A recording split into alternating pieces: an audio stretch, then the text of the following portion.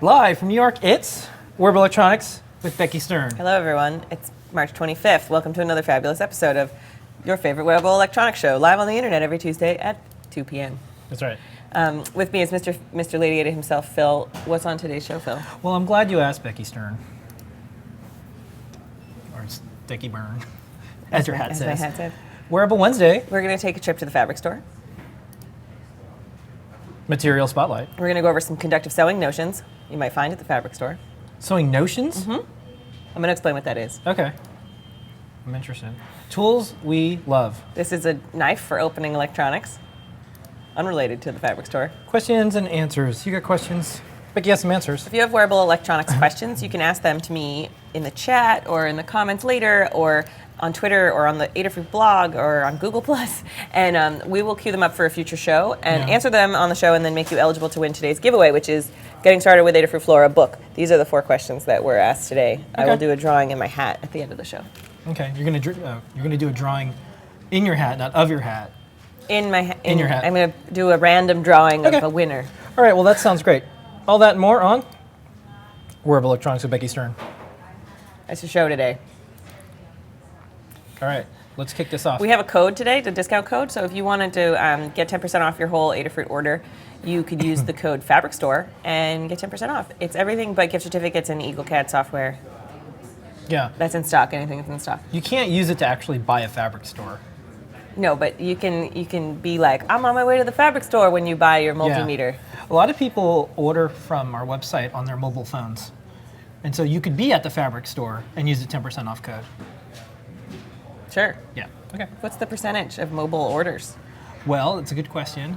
It's about 30%. Really? Yeah, it's pretty high. I buy nothing on my phone. I can't even do Seamless on my phone. No, you and I have talked about this, I think, or I've talked about this with other people. So I think we are the old school. I love shopping online with computers and stuff. Yeah. But a lot of people don't. They just straight up mobile device. I mean, there's these youngsters now who haven't experienced technology without a touchscreen before. I'm like comparison shopping. I'm doing things. I'm saving text files. I'm doing all sorts of stuff. Anyways. Yeah, I got my Amazon wish list. Yeah. I mean, that's I all. got things going. Click, click, click, click. I did buy dog food today in, I kid you not, 15 seconds on the pet food ordering website. Anyway, Not too shabby. the Adafruit site's mobile friendly. So yeah. Getting into today's show, every week on Wednesday on the blog we post up cool wearables projects with Jessica and Leslie and everybody else who contributes cool posts. And Leslie posted up this week this cool Instructable from famous designer Pauline van Dongen, who's a Dutch fashion designer.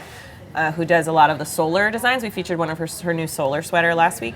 She posted up, or her and her team posted up this Instructable about this flip dot vest. So flip dots are those things you see in signs at some train stations and transit hubs. Not split flap, but flip dot. Careful.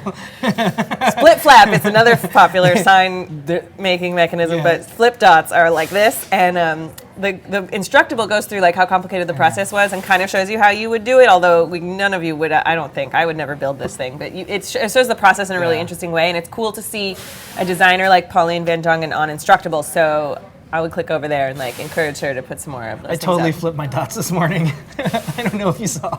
I was like, oh my god, my dots are flipping. My dots are flipping. Okay. Next up. These are Marty McSleeves. Leslie posted this one up too. What? It's Marty McFly sleeves.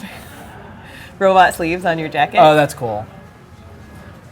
Yeah, that's cool. It's cool, right? Yeah. I like the people made the shoes. They're very complicated though, which is funny because it's such a simple effect. It's got servo motor and all this fancy tension stuff going on. Yeah. You can find out more about how those work. And then a forum user wrote in to show us these cool Firewalker sneakers used in a dance performance at Purdue. I'm assuming the forum user is a student there participating in such activities. And it's really cool. We love it when you guys show us videos or pictures of the projects that you make with your Adafruit staff. And, we would like to share them. So check out the forums and check out the blog for more cool wearables projects every Wednesday.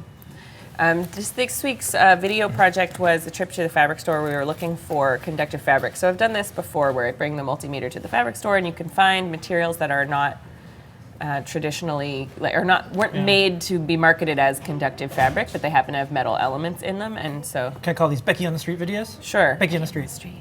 Becky on the Street. Let's just watch the video. Okay. One way to find interesting conductive textiles for your wearables projects is to bring your multimeter with you to the fabric store. Let's go. Look, it's totally the fabric store, I swear. Set your multimeter to continuity mode, so it beeps whenever there's an electrical connection between the probes.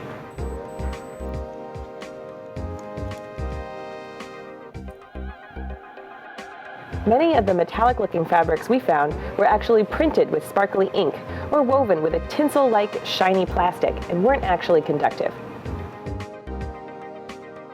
Metallic looking, but not metallic being, sadly enough. We had some luck in the trim section where we found some chain link and metal beads.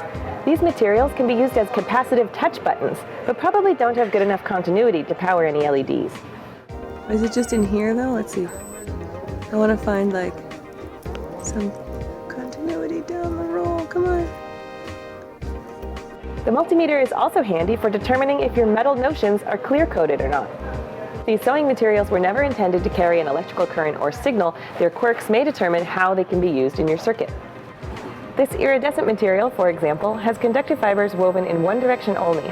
So to make it into a good cap touch pad, I'll stitch a few paths of conductive thread to connect all of these fibers across. We hope this helps you get creative on your next shopping trip. If you've got requests for videos or questions, leave them in the comments, and don't forget to subscribe for more wearable electronics from Adafruit. All right, welcome back. I hope you guys liked coming with me to the fabric store. The multimeter is definitely a good conversation starter with the guy in the trims department who was like, I worked here 9 years, I've never seen anybody bring one of those in here before. And I'm like, well, you know, it is the future. I wouldn't be surprised if there wasn't more of this at this point, especially in New York with a lot of fashion on a collision course with. Well, here's what I was looking for was stuff that you could use as like capacitive touch sensors because it's not, none of it's like current carrying, you know, because it wasn't designed to carry an electrical load. But if you find something that's surprisingly conductive, you can make like capacitive touch buttons and out of just like regular looking things that then sort of give you stealth control of your wearable, like your TV Be Gone or. Okay.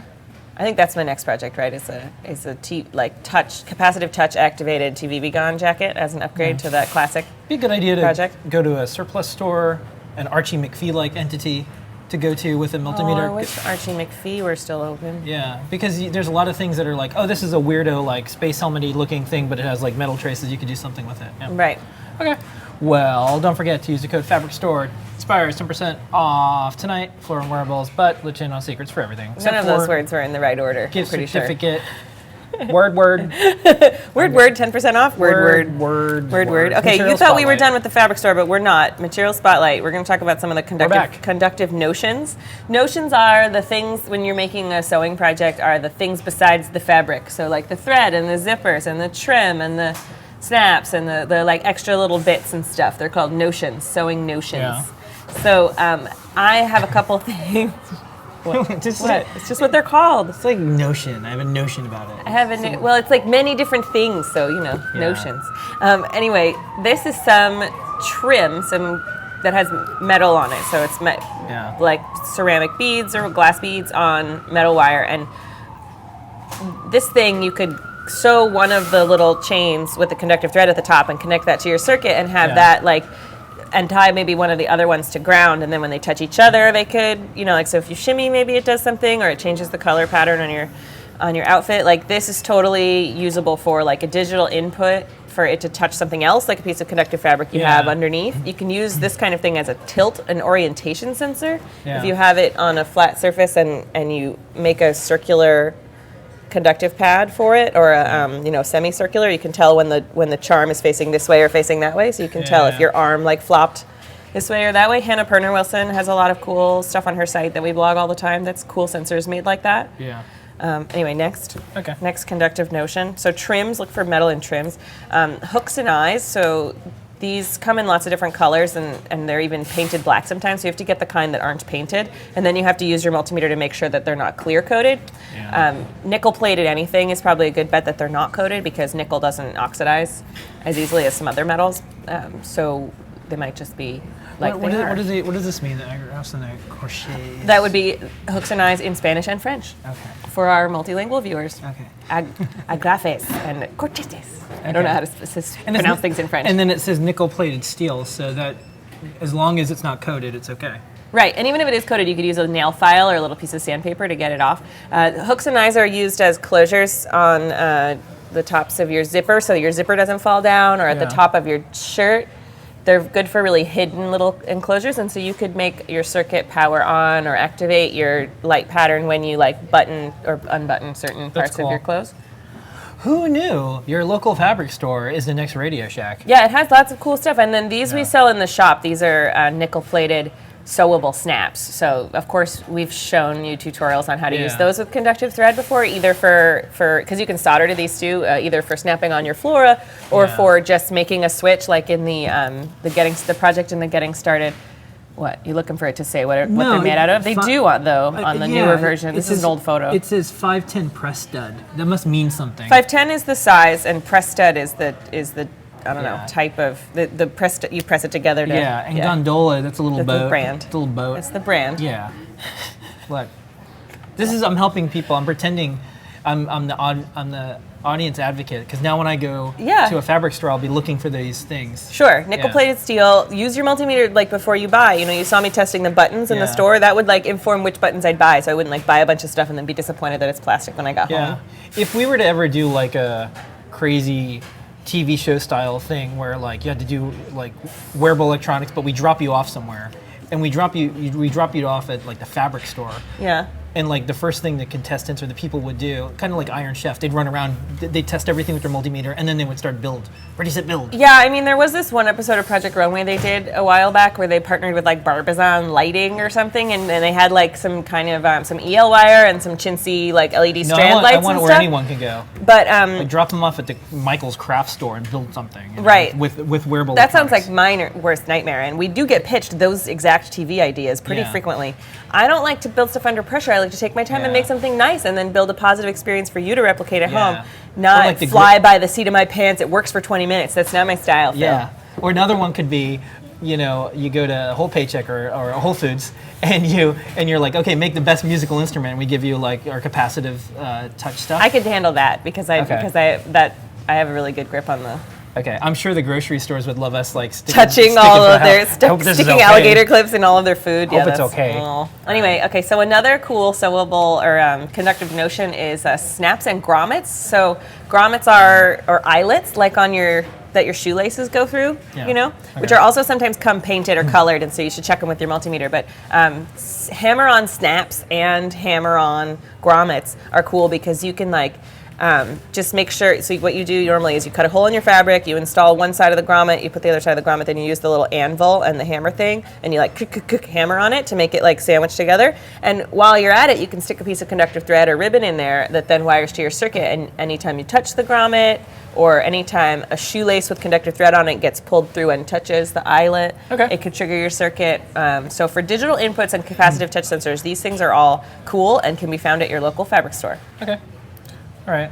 If you want some snaps, if you want to buy some snaps from us, because we have them, you can get 10% off of them. We have thousands and thousands and thousands of cards of snaps. If it's not Gondola brand, it's not 10% off. It's not snappy. Okay, moving right along, away from the fabric store. Thank you guys for coming with me there, because it's a very safe place for me. I wish we could, by the way, film all the time in the fabric store, because like the acoustics in there were great. Really? Oh, because it's sound dampening fabric. Okay. Shelves of it everywhere. Okay. This is the iFixit Jimmy knife for opening electronics, and it's a super cool tool. I was using it the other day for disassembling a thing we're tearing down, and I found it really useful and fun, and gives you good leverage, and it's got a nice springy stainless steel blade, so it's not going to bend on you like a plastic spudger. It can scratch your stuff, of course, and it can short out terminals, so you need to be careful with it because it is conductive. But in addition to using it for taking apart or repairing your electronics, you can also use it for scraping the next slide. Would you like to see a version that's non-conductive? No, I think you can't. I mean, like, it's metal. It needs to be metal to be nice and stiff. I don't think you can make it out of something else. And if you coat it, then like the coating will eventually wear off, and then you don't know when it's going to be conductive. You need something like maybe a carbon fiber blade. I don't know. I think this is fine. I take the teardowns. I take the things apart. I don't intend to put them back together. You don't. So. Yeah, you're like. This is a one-way trip. For all of you guys, remember when you're like, Becky, how do you get like the JST battery clips out, and how do you do this and that, and it looks so easy, and I tell you to grow a pair of fingernails, you could also get one of these maybe. Okay. Because you could use it instead of fingernails. You can use it for prying your 3D prints off of your build plate also. All right, everybody, grow a pair or get this knife. Okay, 10% off. You know, friendly advice from your neighborhood sticky burn. Okay, so let's go right into question and answers this week. What are we giving away? A Flora book. That's right. This week and almost every week. They keep printing them. We keep giving away and selling them. These are going really good. Are they? I haven't looked at the. Okay, first up, cool. Hi guys, thank you for joining the show. Adafruit is single-handedly making my costume dreams a reality. That's cool. In the NeoPixel Uber guide, you recommend putting a capacitor on the plus and minus terminals of the power source, and then a resistor between the data output pin on an Arduino and the first NeoPixel. Can you guys go into that a bit more in detail, possibly with a better picture showing exactly where to place those components? I can solder, but I'm still quite new to electronics and I don't really want to fry the NeoPixels I just bought from your store. Any advice would be greatly appreciated. I like your username, Euphoric Gaze. Yeah. So on small battery-powered wearables projects, you can omit both of these things and you'll be okay. It's just for wall supply, like wall power supplied NeoPixel projects and NeoPixel projects with a lot of NeoPixels, and or a long distance between your microcontroller and the first pixel of your chain. So I'll preface with saying that. So like as long as your ground, like the easiest way to fry NeoPixels is to connect power but not ground.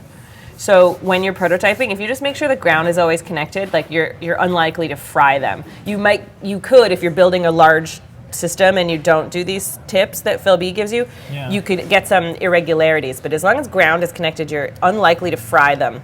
And then there's another slide for this. So this is the capacitor. So let me go back. Sorry, the capacitor just goes between power and ground on your power supply side. So you can see it's just inserted into in the terminal block on that power supply. But then here's a diagram I found in Phil B's guide for the NeoPixel curtain.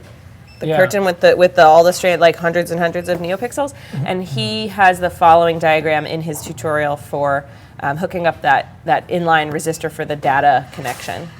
Okay. And it's just to like help dissipate static. He lives in a pretty staticky place and has carpet, so if you can work in a static, like a low static zone, that's also going to help you out. I know that like at home I have hardwood floors, and here I have cement floor, and like my desk is also static dissipative because it's an electronics like fab desk.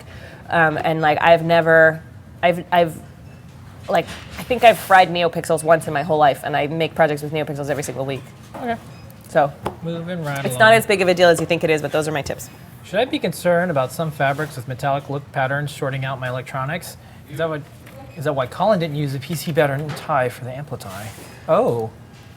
We just had a whole thing about well, that's why today. I picked your question to answer today, dude. Because, it all makes sense. Yeah, because this ink isn't conductive. It's most silkscreen ink is mostly plastic. It's acrylic ink, and then it has like sparkly stuff in it to make it sparkly. Just like the filament that's metal, it's still not conductive. Like it's not right because it's mostly plastic and just metal kind of in there. Sparkly. So there's enough of an insulating material surrounding all of the conductive material that it can't pass electrons around it. Colin didn't make the Ampli-tie, I did. Colin modeled the Ampli-tie. Look, man. It's a man's world. I didn't pick to use this circuit board tie from Cyber Optics, which I love, by the way, because I thought that the LEDs and the textile pattern would compete with each other. It was a fashion choice. Yeah. Bethany is the designer of this particular tie that you see. She's one of the... She's so cool.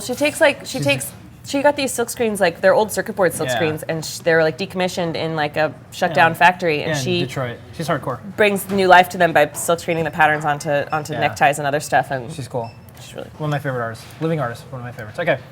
So the answer to your question is use a multimeter to find out, but usually no, it's not a problem. Project ideas. I stumble upon an empty foundation compact with a mirror and compartment for a sponge, and It screamed a few upcycle projects. Sorry, yeah. It just screamed a few upcycle projects. Yeah, words came out. You weren't reading it enough like a 13-year-old girl. No, and it screamed a few upcycle projects at me like a compact compass, compact pocket watch, or a compact flashlight.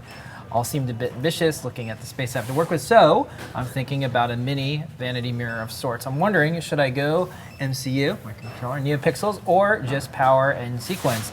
Hopefully I can put a potentiometer in there somewhere that no one is stuck with one level of brightness. That sounds like a cool project idea. Do you mind if I make that project, Joshua? Please tell, if yes, say nothing. You should start, so this is a really neat project idea. He's talking about like a little makeup compact, you know? Yeah, do you know what those are? Yeah. Little mirror, little makeup, no more makeup inside it. And he's saying, had an extra space underneath for a sponge, which is like the perfect location for a battery. I would say this is a cool project idea, and you should start small, and then you can always like expand upon it later. If you use hot glue or fun tack to hold your components in place, you'll be able to pop them out and reposition them later, and glue them in permanently if you want later. I would start with sequins and a battery and a potentiometer, and see if you can get that to work, and see if you can get it all to fit, and that should give you a boost of confidence that might lead you to take on more features later. We do have those tiny little, the mini NeoPixels, the ones with the solder connections on the back that are very small that might fit. I think it's a cool idea, but all they're going to get you is like adjustable color temperature, which I think is a little bit much for a makeup mirror. Okay. So I would say sequins and a potentiometer sounds great. Do it and show it to us. Or I might do it also if that's okay with you. Next up, this is from WG Bartley. My wife and I have a handful of little girl dresses with a Gemma and 15 LED sequins. The past 2 dresses that were done have somehow fried. D0. D0 output D0 on the Gemma. Like dough, all right. It's not completely dead as LEDs will still barely light up, but something's definitely not right. We have 5 LEDs on each D0, D1, and D2. We've been using digital right high to supply positive voltage to the LEDs on each pin. Would it be better to flip the circuit polarity and use digital right low to sync the voltage on each pin instead? The second paragraph and is I don't not have relevant. to read the second You don't paragraph. have to read the second paragraph. So I'm going to continue on to the slide. Great. Good job showing, Phil. Good, excellent show doing. I'm going to click the button. He included a picture in the forum post. Look at that really cool skirt, nice. right? It looks beautiful. That's cool. So good on you. So when we said that, like in the Gemma sequins video, that you can put 4 or 5 sequins on each pin, you can't put 5 sequins on each pin and drive them all at the same time, because Gemma can only source or sync 60 milliamps, and 15 NeoPixels is going to be like 75 milliamps. This is a question from the forums, and Franklin actually gave him some good advice about how like syncing and sourcing, so like writing high to the pixel, or like hooking the pixel up to power and writing low to the pin. It doesn't matter. It's just about the amount of current being used, and the AT-Tiny85 can only source or sync 60 milliamps, not 75. He did go on to say in his later in a post that he's only lighting up 10 at a time, so like 2 pins are only on at once. I would say just knock down your pixels by 3, like hook up 4 to each pin, because I don't think your D0 is fried. I think it just can't source the amperage, the current that you need for all of those sequins at once. So I would knock it down to 4 on each, so you got 12. I don't think it's going to change the appearance of your outfit too much. If you really wanted that number of pixels, you could try putting like a current limiting resistor in there, or you could. The better would be to use a transistor to switch the power from V out on Gemma, which sources straight from the battery and isn't limited by the AT-Tiny85's 60 milliamp limit. That's how we can drive like 150 NeoPixels with Gemma, because they're getting their power straight from the battery, not sourced from the digital pin. So use a transistor like the PN2222 or something. It's not gonna like be as easy to put together with conductive thread, but you sound motivated, so keep up the great work. Those look really beautiful, and please keep sharing your projects with us in the forums, because they're really cool. I think it's time we get motivated to give something away, Becky. Oh, okay. We can do that. Let's give something How's my away. hair doing? All right. It's doing good. It's all right. Okay, good. I've put your questions. If I just answered your question, it's in this hat, and you will win this book, maybe.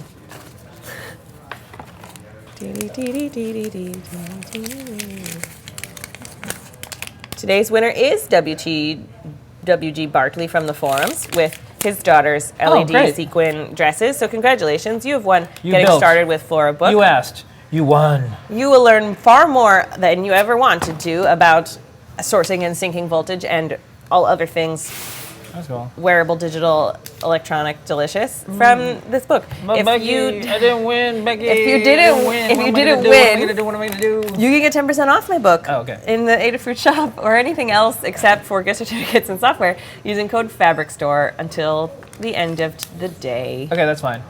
But Becky, what if I want to show all my projects, and what if I want to watch Lady Ada answer a bunch of questions for an hour? You are in luck. Okay.